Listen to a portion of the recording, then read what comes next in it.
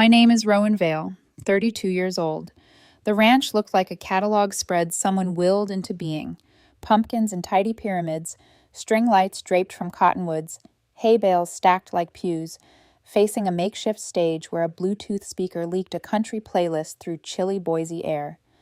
I'd paid for the whole illusion: the cider barrels, the cornstalk arch, the embossed place cards with tiny gilded leaves that I had set at dawn because the planner couldn't find enough staff.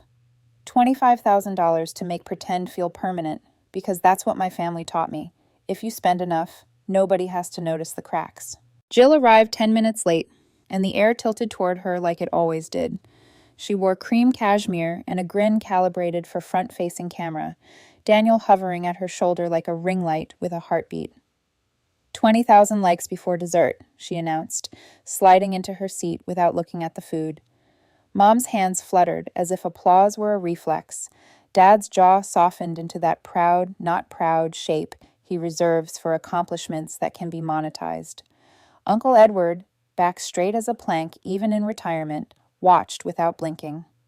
Grandma sat very still, one hand on the cane, knuckles pale. Aunt Cynthia, Eliza's sister, the quiet accountant of family sins, sipped mulled cider and kept her face unreadable. It should have felt like a win. I was the reason everyone could be here on a ranch with a view of foothills burnished to copper. But wins in our family belong to Jill. I'm a CPA. My victories don't photograph. I wear last season's blazer and drive a dented Civic I keep for the comfort of knowing it starts in February.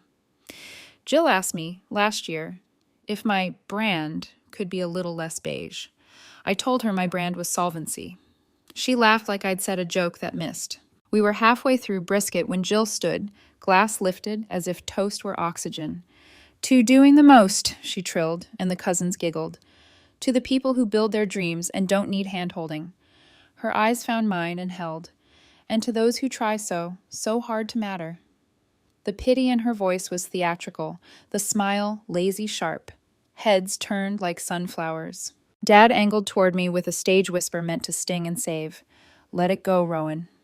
Mom put a manicure on my wrist and squeezed. "Don't start," she murmured.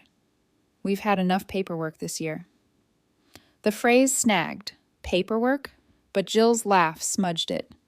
Daniel leaned his elbows on the table, eager as a man with a dealership quota, and said, "Babe's killing it. This is a partnership year. Partnerships cost money.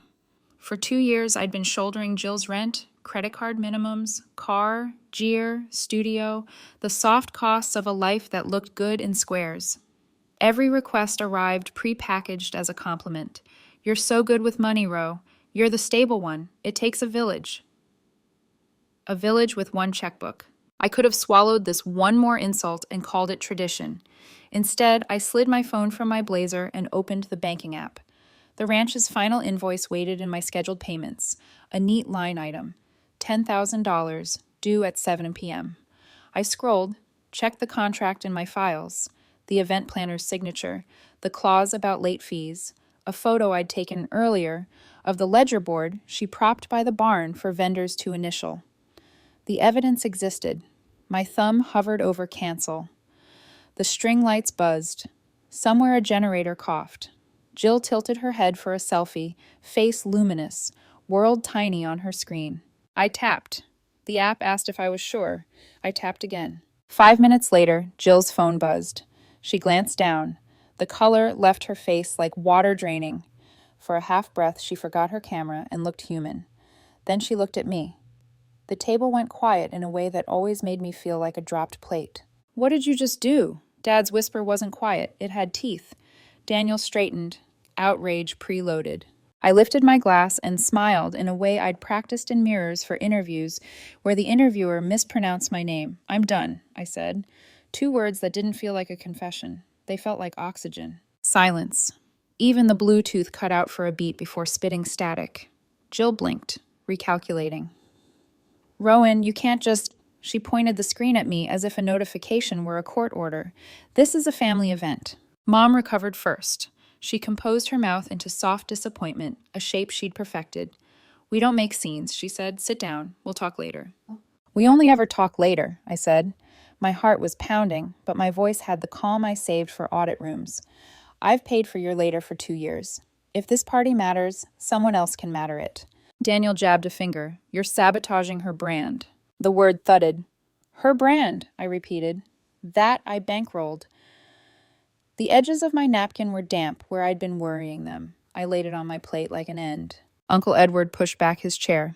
The scrape was purposeful. Enough, he said, and decades of command wrapped the word in gravity. She's right. Some of you take and call it love. He didn't look at anyone, which made everyone feel seen. Grandma didn't raise her voice. She never needed to. It's about time, she said, not smiling. Her thumb rubbed the cane's handle in small circles, the way she used to rub my palm when first day of school nerves made my stomach hurt. Aunt Cynthia watched me over the rim of her cup, a ledger line flicking behind her eyes, something adding up. Dad tried the old tone that worked when I was 12 and had lost a library book. Not the place, he hissed. You're ruining the day for everyone. Jill found her fury, the kind that photographs well. You're embarrassing me, she snapped. Do you understand what you've done? I curated this. You curated my bank account, I said. I stood because sitting made me feel small. The string lights hummed louder, or maybe my blood did.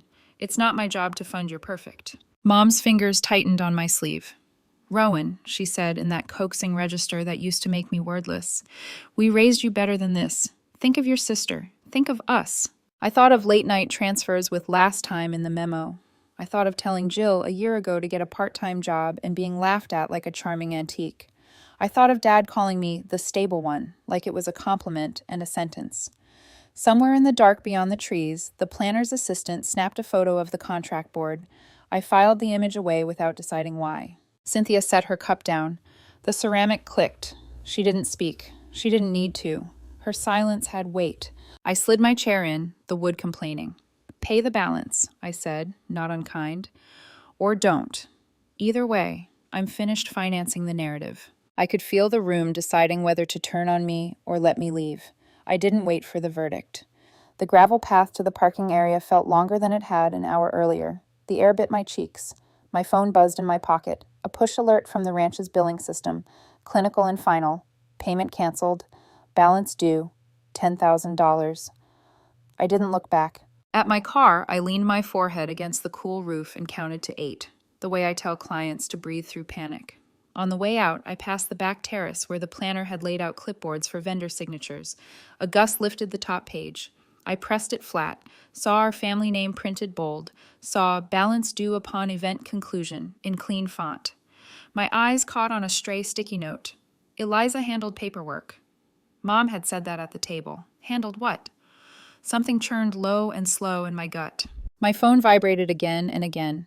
Texts stacking. Dad. Turn around. Be an adult. Mom. We'll fix it. Stop this. Jill. You owe me. Daniel.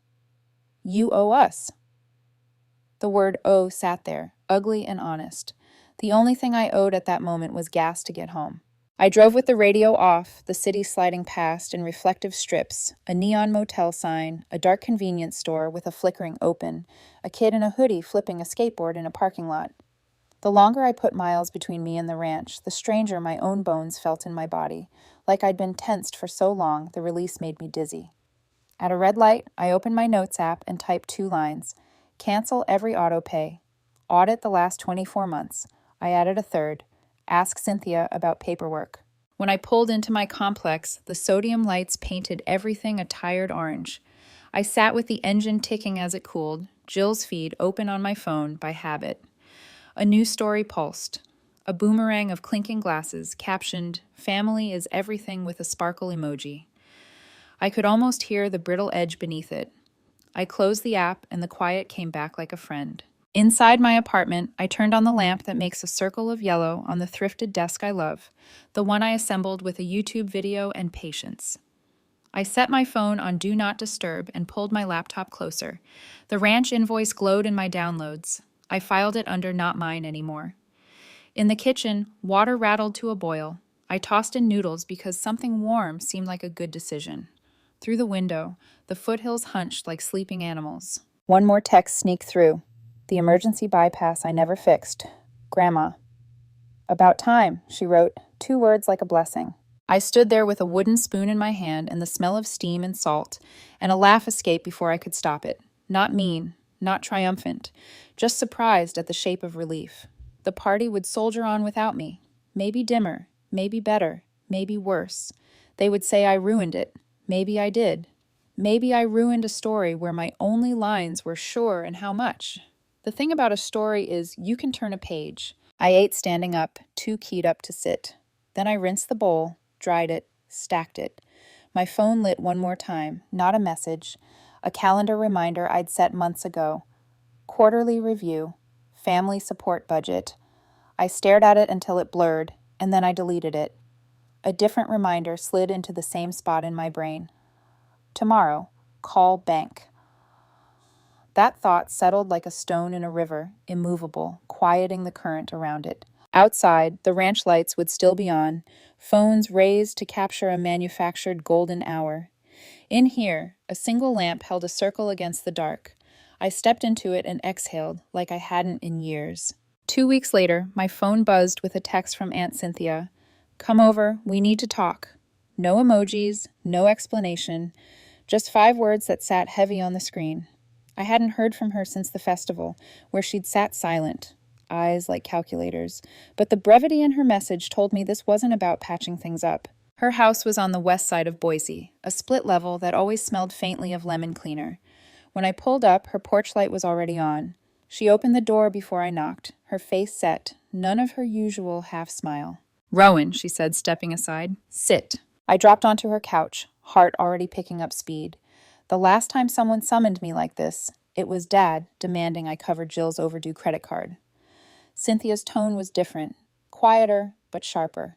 There's something you don't know about your parents. I wanted to laugh. Of course there was. There always was. But something in the way she pressed her palms together made my stomach tighten. She took a breath.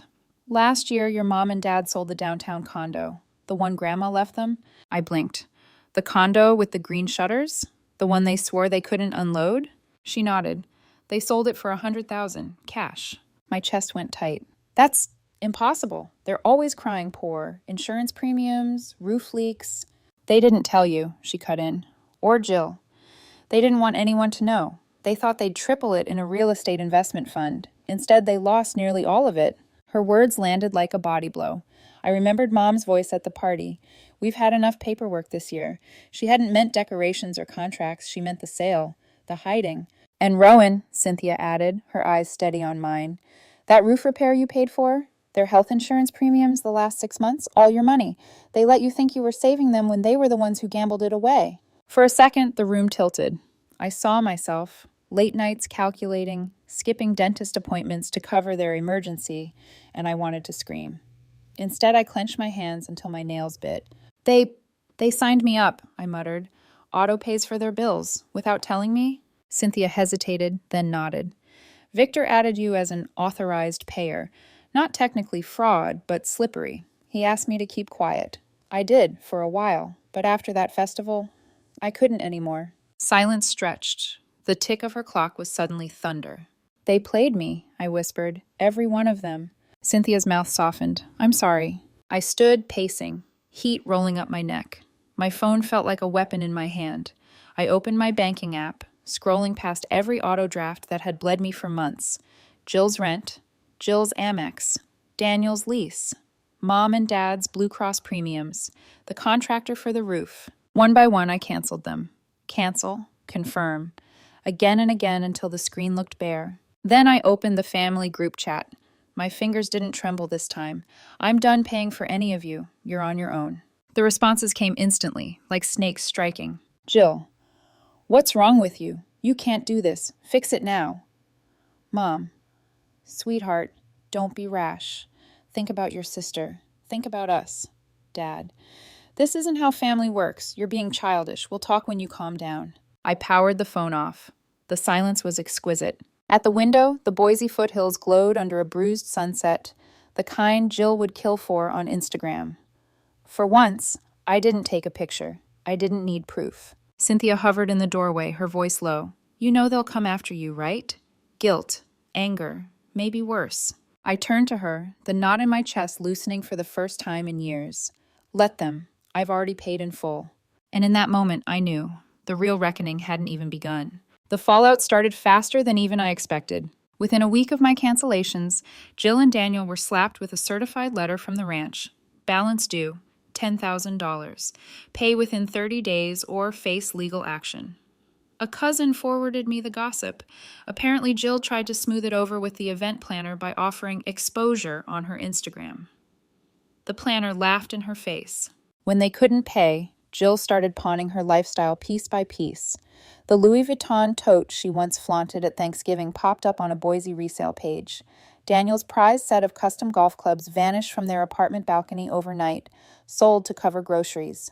Eventually, they abandoned their downtown loft. White walls, floor-to-ceiling windows, all perfect for her grid, and moved into a cramped one-bedroom with peeling laminate on the outskirts of town.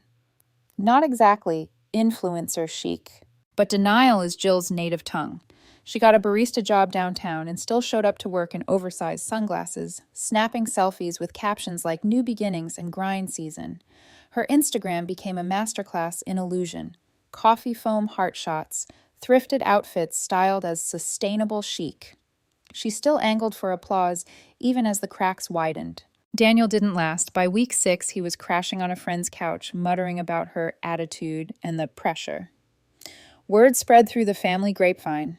Constant fights about money, about her obsession with saving face. Their marriage fractured in silence. No official announcement, just a slow vanishing. My parents weren't faring better. Without me covering the basics, reality hit them like frost. Dad sold his beloved pickup. He'd polished it every Saturday like a shrine to cover overdue bills. Mom, who used to sneer at coupon clippers, was now stacking grocery flyers in a binder. The image they'd worked so hard to preserve was unraveling one receipt at a time. They called, of course. Voicemails piled up. Dad's voice was sharp, controlled rage. "Cassandra, you're tearing this family apart. You've made your point. Now fix it." Moms were softer, but no less manipulative. "Sweetheart, we didn't mean for things to go this way. Think about your sister. She's struggling. We're all struggling. Please come back to us." I didn't answer. I played the messages on speaker once, then deleted them. Meanwhile, my own life started to expand in the absence of their weight. I rerouted the money I used to send them straight into savings. For the first time in years, my balance grew instead of shrank. I took a weekend trip to Seattle. Nothing extravagant, just coffee shops, Pike Place, a room with a view of the Sound, but I breathed freer than I had in a decade. One night, Uncle Edward called. His voice was gruff, but underneath, warm. "You did the right thing, kid," he said. "They needed a wake-up call." I leaned back on my couch, staring at the ceiling fan spinning lazily. Feels more like a funeral than a wake-up. He chuckled. Sometimes it has to die before it changes. His words stuck. Of course, Jill didn't give up easily. My phone lit up with texts every other day. "You can't just abandon me like this. Rent's due. Help me out. Just this once. You're selfish. You're ruining everything." The last one made me laugh out loud. Ruining everything. As if I hadn't been the one keeping everything upright in the first place. I never replied. For the first time in my adult life, I didn't feel like the family's safety net. I felt like myself. And the longer I held that silence, the more I realized it wasn't just about the money. It was about taking back the power they'd siphoned from me for years. But deep down, I knew it wouldn't end with voicemails and texts. They'd want more than words. They'd want to stand in my doorway, to look me in the eye, and try to pull me back under. And when that day came, I had to be ready not to flinch. It was a gray Tuesday when the knock came, the kind that rattles through wood like it already owns the right to enter. I peeked through the peephole and felt my stomach twist. Dad stood rigid in his worn leather jacket, Mom clutching her purse like a prop, both of them looking smaller and older than I remembered. I opened the door, not out of eagerness, but inevitability. "Rowan," Mom said first, her voice pitched soft, rehearsed. "Can we come in?" I stepped aside. The air shifted as they crossed the threshold, bringing with them a smell of cold air and tension. Dad sat heavily on the couch, elbows on his knees. Mom perched beside him, her hands folded like she was waiting for a choir to start. I stayed standing. "We're sorry for how things turned out," Mom began, her tone the same one she used when Jill lost a cheerleading competition years ago. "We never meant for you to feel hurt." I almost laughed. "Hurt?" My voice cracked like glass. You let me drain my savings while you sat on 100 grand. That's not hurt. That's betrayal. Dad cleared his throat, jaw tightening. We just wanted to keep the peace. You know how your sister is. She's always needed extra. We thought you understood. Understood? My hands clenched. You mean you wanted me to bankroll her life while you gambled away money you hid from me? His eyes flared. That's not fair. We made a mistake with that investment. We didn't want to burden you with it. Burden me? I stepped closer, heat crawling up my neck. You turned me into your insurance policy. You made me the authorized payer on bills I didn't even know existed. That wasn't avoiding a burden. That was dumping it on me without asking. Mom's eyes glistened, a single tear sliding down. We thought you could handle it. You've always been so stable. The word snapped something inside me. Stable doesn't mean disposable, Mom. Silence pressed in, broken only by the hum of my fridge. Dad rose, his voice rising with him. We're your parents, Rowan. We gave you everything. You don't get to talk to us like this. I met his glare, unblinking. You gave me life, and then you spent years taking mine piece by piece. I'm not your bank anymore, and if that's all I am to you, then I'm not your daughter either. The words landed like stones in a still pond, rippling through the room. Mom gasped, hand flying to her mouth. Dad's face hardened, as though the muscles themselves couldn't accept what I'd said. Rowan. Mom's voice was a whisper, pleading. We're family. We can fix this. I shook my head slowly. Family doesn't lie. Family doesn't use. Family doesn't treat one child like gold and the other like an ATM. They stared at me, searching for the old Rowan, the one who would crack, who would bend. But she was gone. You need to leave, I said quietly, firmly. For a long moment, no one moved. Then Dad straightened, pulling Mom to her feet. Without another word, they walked to the door. Mom hesitated at the threshold, eyes wet, but Dad's hand pressed her forward. When the door shut behind them, the silence that followed wasn't empty. It was mine. Minutes later, my phone buzzed. A message from Jill. Against my better judgment, I opened it. Cassandra, I know I messed up. I shouldn't have taken you for granted, but you don't understand the pressure I'm under. Everyone expects me to be perfect online. I needed your help to keep it together. Can we talk? Even an apology, it was about her brand, her followers, her image, never about me. I typed back 4 words. It's not my job. Hit send. Then I turned the phone face down on the table and breathed, long and steady. The next morning, sunlight crept through my blinds, slicing across the floor in gold bars. For the first time in months, I hadn't woken to a knot in my stomach. I brewed coffee, sat at my kitchen table, and stared at the quiet. No buzzing phone, no guilt-ridden messages I felt obligated to answer, just peace. By noon, Uncle Edward called. His voice, always gruff, carried a rare warmth. You did the right thing, kid, he said. Not many people have the guts to stand up like that. I smiled faintly. It doesn't feel brave. It just feels final. Final's good, he replied. Final means you stop bleeding for people who don't care if you bleed out. His words lingered after we hung up. Over the next few months, life took on a rhythm I'd never known. I poured myself into work, taking on new clients, even starting a side project helping small businesses with their taxes. For the first time in years, money flowed into savings instead of out. I bought a new desk for my apartment, enrolled in a cooking class, started running at sunrise. Small things, but each one was a reminder. I was living for me now. News of my family still reached me, trickling through cousins. Jill was working at a downtown coffee shop, steaming lattes while pretending online she was still living the dream. Her husband had left town for Spokane, their marriage unraveling in silence. Mom and Dad were scraping by, Dad doing deliveries, Mom selling crafts online. They weren't at family gatherings anymore. Pride or shame kept them away. I didn't feel glee in their downfall, only relief that their chaos wasn't mine to manage. Then one evening, as I was sorting through emails, my phone buzzed. A text from Grandma. You did what no one else could. I'm proud of you. 14 words that undid me more than any lecture or plea had. I set the phone down, my throat tight, tears blurring the screen. Grandma rarely spoke much, but when she did, it meant something. I whispered into the quiet, "Thank you." Looking back, I realized the lesson wasn't about money or betrayal. It was about boundaries, about finally saying no after a lifetime of yes. Family had taken me for granted, but survival meant choosing myself. And in doing so, I hadn't just saved my future, I'd saved myself. 6 months later, I barely recognized the life I was living, and for once, that was a good thing. My apartment, once cluttered with reminders of stress, had transformed. A new desk stood by the window, papers neatly stacked. A plant I actually remembered to water thrived in the corner. I'd signed up for a Saturday morning cooking class where I laughed with strangers over burnt soufflés. And every sunrise, I laced up running shoes and felt my lungs open with the cool, Boise air. I was building something, my life, not anyone else's. Jill, meanwhile, was still clinging to her old image. I'd scroll through her Instagram out of habit sometimes. The photos were all smoke and mirrors, captioned with words like resilience and authenticity, but I knew she was scraping by on coffee shop paychecks and recycled content. Daniel had been gone for months, their separation unspoken but undeniable. My parents were quieter too. From Aunt Cynthia, I heard Dad was doing delivery runs in his old sedan, and Mom sold homemade crafts on Etsy. They didn't call me anymore. Maybe out of pride, maybe out of fear of rejection. Either way, the silence was a boundary I intended to keep. Then, one evening, as I tidied receipts at my desk, my phone buzzed again. A message from Grandma. "You chose yourself, Rowan. That's strength. Don't forget it." I sank into my chair, her words landing heavy and warm. Grandma never wasted words, never offered false comfort.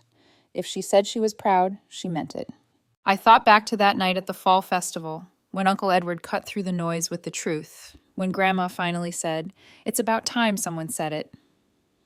I wasn't invisible anymore, not to them, not to myself. Looking out my window at the city lights, I realized something. Justice hadn't come from revenge or collapse.